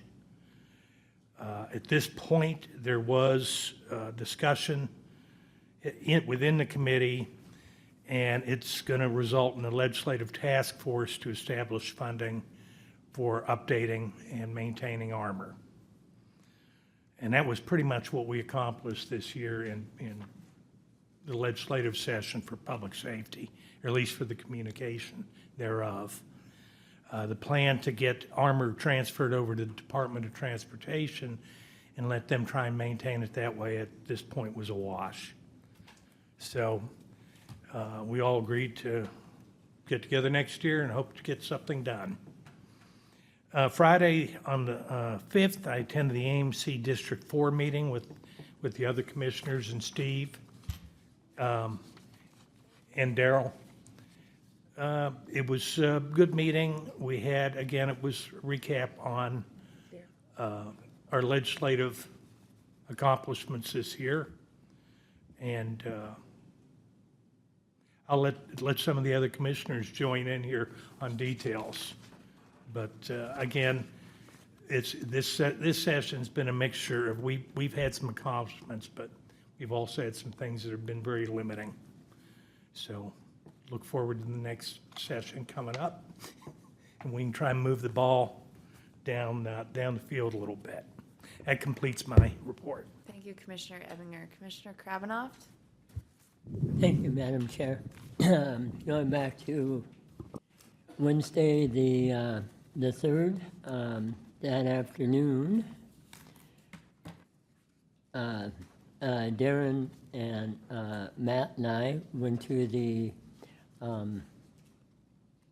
public hearing put on by Excel about the new transmission line, 345 kilovolt transmission line that Excel is proposing starting up at a transfer station called Bison, which is just north of Mapleton, and stretching down over south of Horace and then going across to the east, and then kept moving into the big transmission lines that we all see on the XL 2020 line along I-94.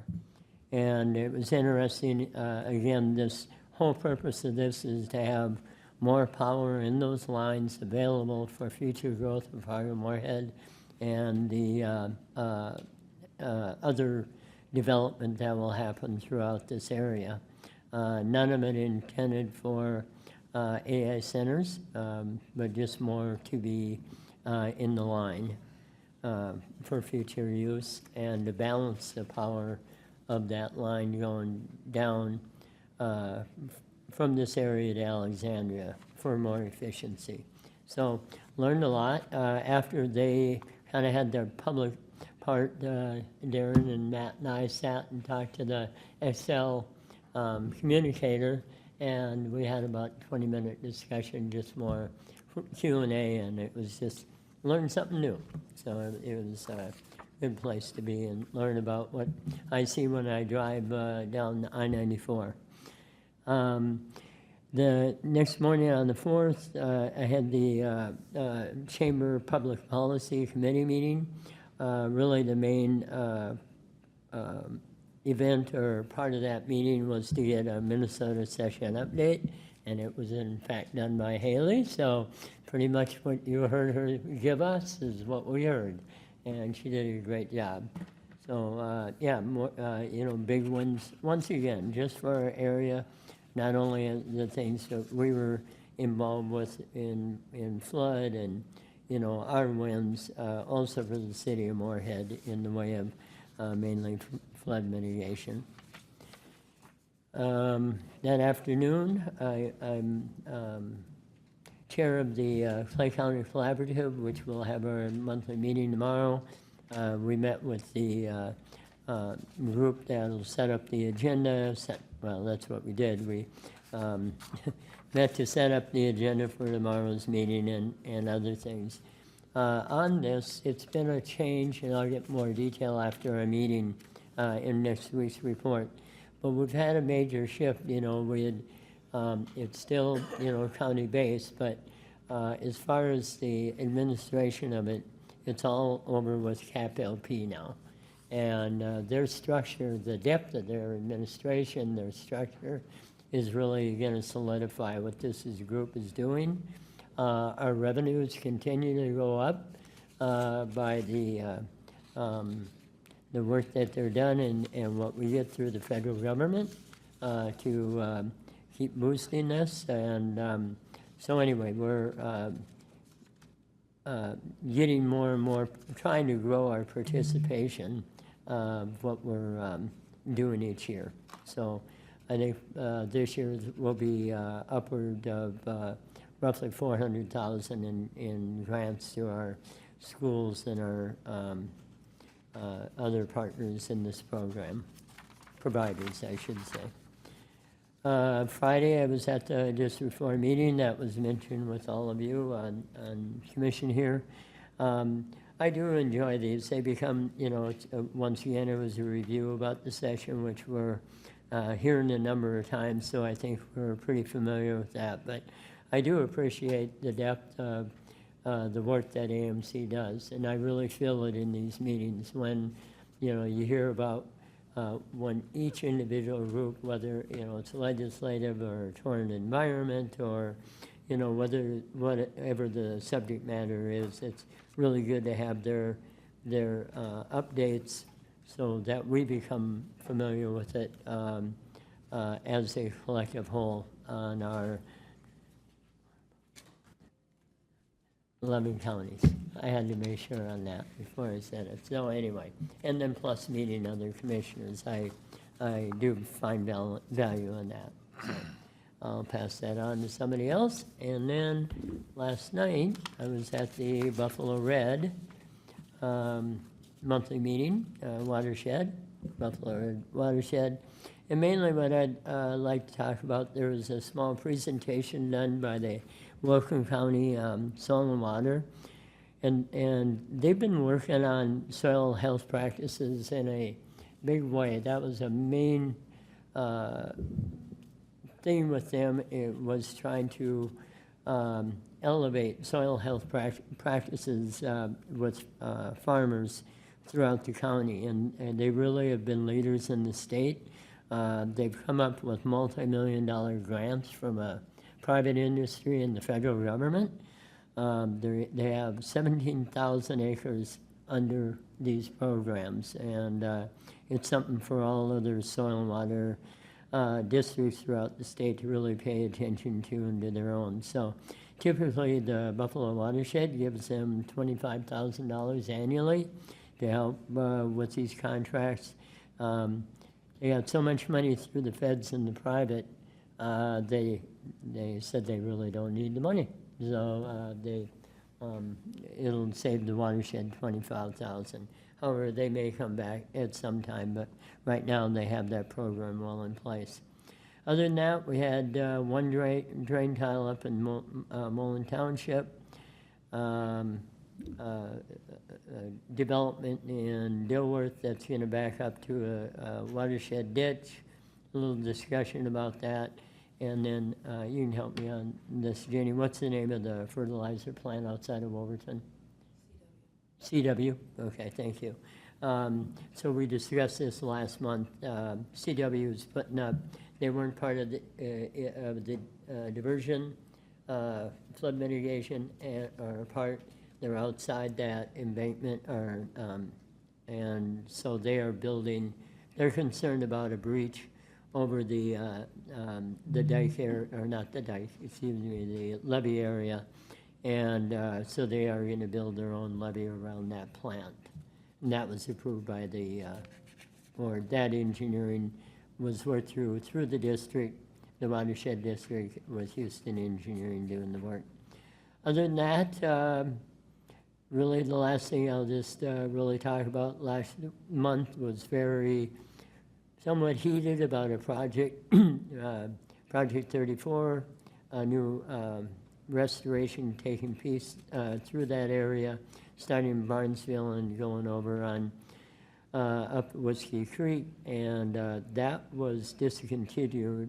That project was discontinued last month, with people wanting to see some more retention before they get going with the project, which then led to discussion last night on Stony Creek, which that restoration, has been done, and anyway, and having some negative effects. So on the outlet, so they're actually looking at potential areas to withhold the water on that project. And nothing, it was only a general discussion, but again, about retention at the top of the restoration. So we'll see where it goes. It's crazy expensive to be doing this on the registration, buying out the land, or restoration and buying out the land, but we'll see where it goes. And that's my report. Thank you, Commissioner Kravinoff. Commissioner Campbell. Thank you. On June 3rd, Commissioner Bear and I, along with Lucas Baith, our board chair from West Central Regional Water District, along with our engineers, met with county commissioners from Wilkin County. They have an interest in what we're doing as a district. And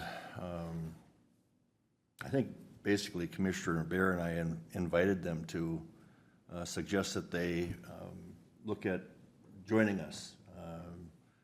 As our lobbyists will know, there's power in numbers when we deal with the state legislature and funding. And so I think the commissioners that were there were very receptive of it, and there's a process involved.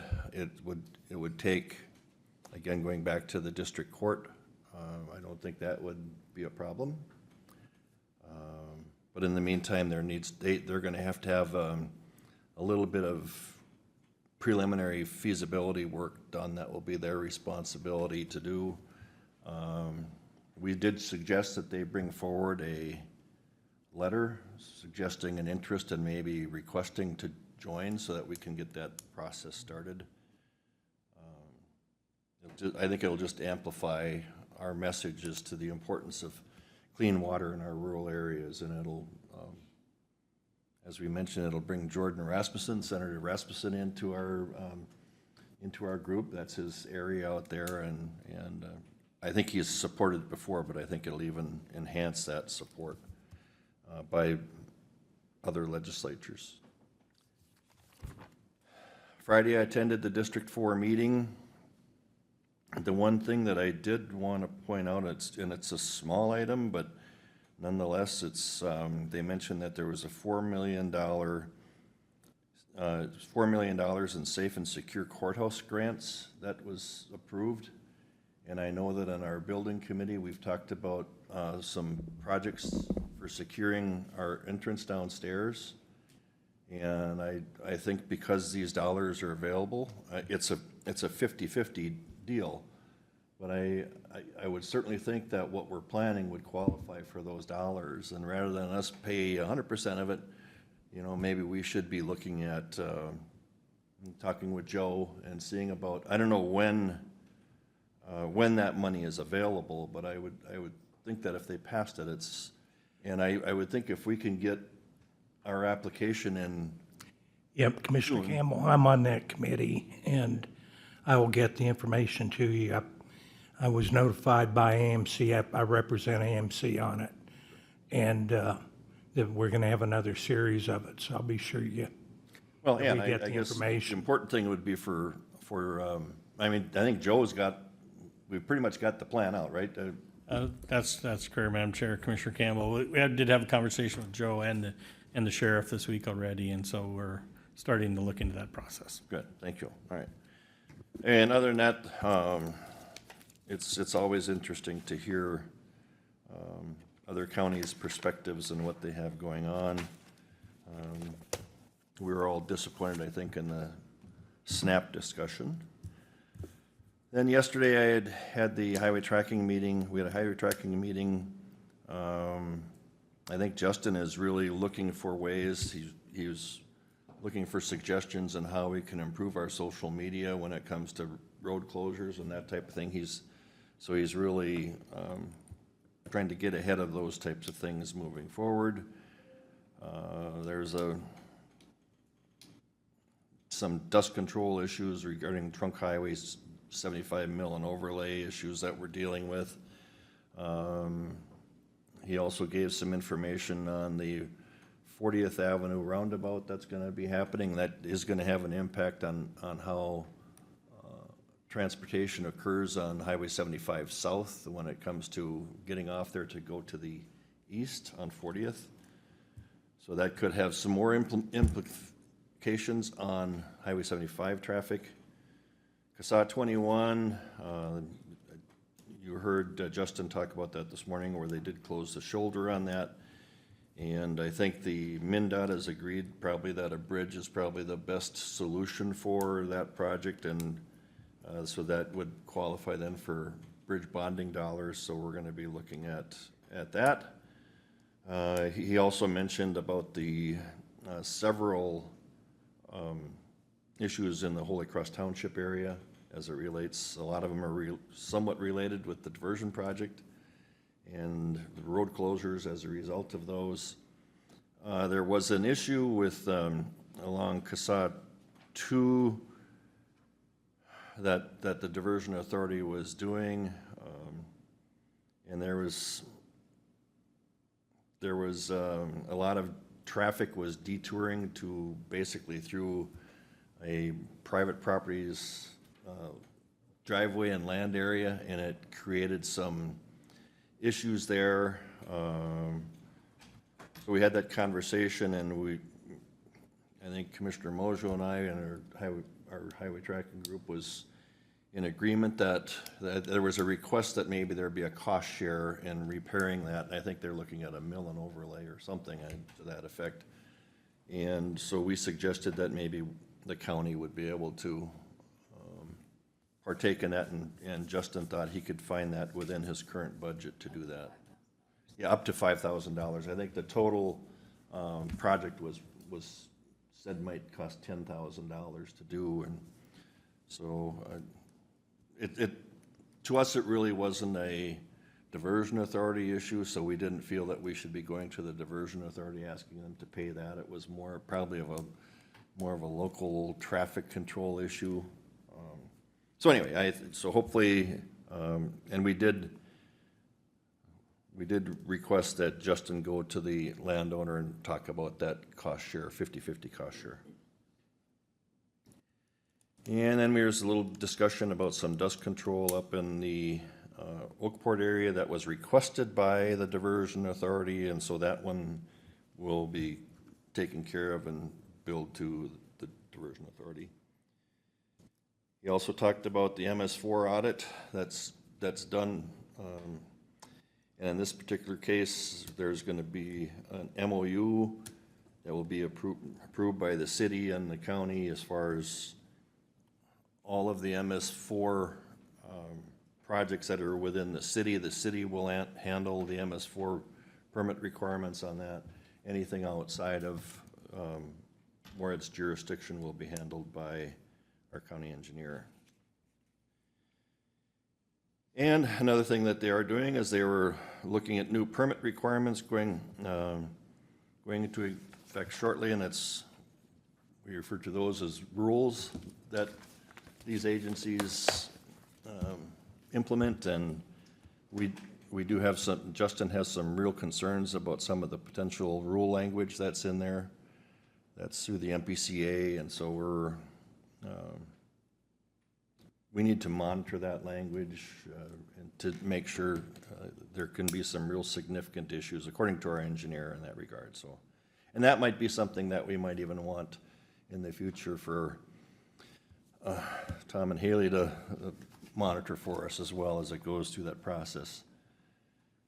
And the 5-year plan will be coming pretty soon, and there was the Highway 75, there was the road closure on that. They were originally talking about that going from the middle of June all the way to September or something like that. Now the latest that... July 5th. Yeah, yeah, so just this morning, I think Justin informed us that they're going to do that early and have it completed by the middle of July, which would be a lot better in terms of the different harvests. There might be a little weed harvest that could interfere with, but be done before most of the major harvests that are done. We had a little discussion about CSAH 1. I think you remember there we had a resident up there that didn't like the traffic that was going from basically Wall Street to the south to where the old Broadway Bridge was. I made the suggestion yesterday that maybe we should look at even having that removed from our CSAH list and just turn that over to the city of Moorhead, and that could potentially free up maybe a quarter mile of CSAH miles that we could maybe look at reapplying to an area where there is much more traffic and more need. So Justin was going to check into that. And we talked a little bit about the township maintenance contract with Highland Grove. And he gave us a construction update on CSAH 9, and he will be coming forward with us in the future regarding equipment purchases. And that concludes my report. Thank you, Commissioner Campbell. Commissioner Bear. Thank you, Madam Chair. Last Wednesday, I was also at that West Central and Regional Water District Wilkin County meeting, which Commissioner Campbell put it nicely that we invited Wilkin to start looking at joining our group there at the West Central Regional Water District, and they are going to work through some things before getting back to that group. And then that afternoon, I was also at the Public Health Partnership for Health meeting, where we went over the Community Health Improvement Plan, also known as CHIP, where Commissioner Ebbinger gave a nice update on that. I don't have anything to add. And then on Friday, I was also at the District 4 meeting with all of you. And I really enjoy those meetings, meeting with all the other commissioners there. And we had an update from all the counties there on an update on their building projects, and then there's just projects going on in the counties. And then the AMC update, and that is all I have to report on that, and that is all my committees, Madam Chair. Thank you, Commissioner Bear. Going 2 weeks back, I had the opportunity, we had a landowner reach out with some drainage concern around the Baker area. I met out there with the Highway Department and supervisor from the Buffalo Red River Watershed District. I think we were able to each triage which one was laid within our own jurisdiction. The Highway Department has a plan to address a culvert that has some washout that it's occurring. I attended the Prairie Lakes meeting. Commissioner Campbell reported to that on last Tuesday. I have nothing further to report on that. I attended the legislative planning session sort of wrap up with Tom and Haley and Commissioner Krabenoft and Steve as we talked about the Minnesota legislative process, but as we move into hearing what our congressional delegates, as they forwarded that for congressional earmarks, any additional work that we need to do for that. I attended the F. Fargo-Moorhead Diversion Authority Land Management Committee meeting with Commissioner Campbell. He did also report on that. The other piece that I would mention is I was quite concerned with moving the closure of 75 up for 6 weeks earlier. That could pose quite a disastrous, if you will, effect for the co-op, but also the growers down there. I am encouraged that Justin is really becoming the catalyst of communication for the growers down there so that we do have a plan for them so that they don't have 20-mile detours when they're hauling grain to the market. I attended the SWAC committee meeting. We had a really great update on our Trash Week campaign. Trash collection was down a little bit during that, so I'm curious to see if that's just an anomaly or if it's a trend as people are able to access the resource recovery facility and the citizen drop-off at the landfill throughout more time than prior. Grateful for the staff work that went into that. That afternoon, I attended the MCC JPA meeting that Commissioner Campbell did also cover. The CAP LP monthly meeting with Commissioner Krabenoft, I attended that. He updated on that meeting. And then getting into the last week, I had the opportunity, I was nominated to attend the County Leadership Institute in Washington, D.C., the 31st through the 3rd. There was 21 applicants that were accepted into that program, really focused around adaptive leadership and problem solving and shared items of mutual interest. Really, the items that we've spent a lot of time talking about today are top of mind for most of those counties. And then land use continues to be a big issue as counties are wrestling with large land use requests from data centers to solar panels to other pieces, and then how we all move forward with communication to our residents through that. So I graduated from that. Thankful for the opportunity, but really thankful that AMC covered all of the costs incurred for that. I thought it was an important opportunity.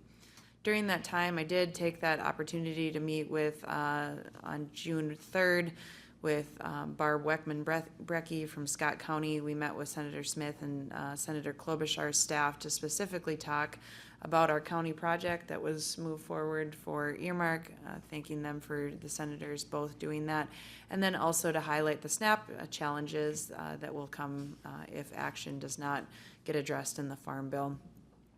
Timely as we were talking about that today. And then on June 4th, did have the opportunity to meet with both Senator Smith and Senator Klobuchar as highlighted today. District 4 meeting with all of you on Friday. Really great to hear from all of the different counties on challenges that they have as they're moving forward with budget planning and what the successes were with the legislative session. I think our strength lies within our shared issues, so I appreciate that we were all able to attend that discussion. And then yesterday I attended the highway tracking meeting with Commissioner Campbell. I almost called you Senator Campbell. Commissioner Campbell on all of the different items that Justin is busy with the department in regards to road grading and dust controlling on issues that are becoming problem areas. They're really quite responsive to those needs. And then two, how we're communicating the closures. It's challenging. It took me a little extra time here because I had a city closure and a state closure to mitigate, but great to see so many important projects moving forward. And then the other piece is we did talk about the 5-year plan update and the bridge MOU that we did today and how the 21 project will be incorporated into that. And then lastly, we did have Highland Grove opted out of the township maintenance agreement. There was a little bit of a budget impact on that, the difference that was billed in the actual. Each entity needs to figure out what makes the most sense for them, and in that instance, Highland Grove felt that that was the best cost utilization for them. That concludes my reports. Mr. Larson? Thank you, Madam Chair. Last Tuesday, I participated in the discussion that Commissioner Campbell and Commissioner Ebinger shared with the rural cities and the Red River Regional Dispatch Facility. There'll be more to come on that. That afternoon, I met with Anna on a personnel matter here within the county. Also met with Lori Johnson in regards to taxation districts here within the state. Also, on the 3rd, I met with a series of department heads, Sheriff Empting, Justin Sorum, Mr. Melton, and also Darren and Anna on several county issues. On the 4th, I also participated in the Chamber of Public Policy meeting where Haley presented. I think that one of the interesting parts is with the chamber policy, it brings a variety of people, business owners, government entities, education, citizens, business owners. And I think the interesting part of the presentation, much like today, is there's a little blip on there that it talks about SNAP and some of the adjustments that happen. And I think it was important to have those other entities understand how impactful that is, potential to our levy. And so that was great that we had that avenue to bring that forward. After that, I did talk with Cale from the chamber. Commissioner Bear and Commissioner Campbell are committee assignments on our intergovernmental retreat. And there's been some discussion about, from some committee members of the I guess, ability to continue or the demand to continue that, and talked with Cale about the possibility of bringing back the chamber as part of that relationship with that group. And so Cale was going to have a conversation with the staff about that. On the Friday, I participated in the MC District Spring Meeting. That's been well covered, and also yesterday in the highway tracking, which has been well covered by the commissioners. And that concludes my report. Thank you. Brian, do you have any report? Thank you. Darren? Every time I hear that word, that name Daryl, I think of the Bob Newhart. I'm Daryl. And this is Brother Daryl? That's all right. It's a good joke. I knew it was. All right. Tuesday, June 2nd, I also attended the Red River Regional Dispatch Center, which was covered by Commissioner Ebinger very well. I also started work on the performance measurements program, which I'll most likely bring to the board next week. And then that has to be submitted to the state by July 1st. And then also had an evaluation that I did on Tuesday as well. On Wednesday, I also attended the transmission line project with Commissioner Krabahoff. I agree that was extremely interesting on how power is sent throughout the country, and it was a very good information session. Thursday, I was off, which was nice. Friday, June 5th, I also participated in the AMC District 4 meeting down in Fergus Falls.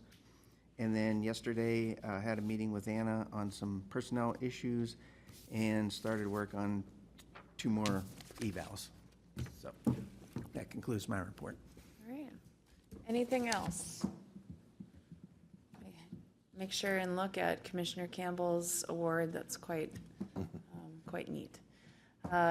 With nothing else on the agenda, we are scheduled this afternoon to have a work session at 1 o'clock. Other than that, we will be meeting June 16th in the evening at 5 p.m. and followed by the appeal of Appeal and Equalization meeting at 6:30. We are adjourned.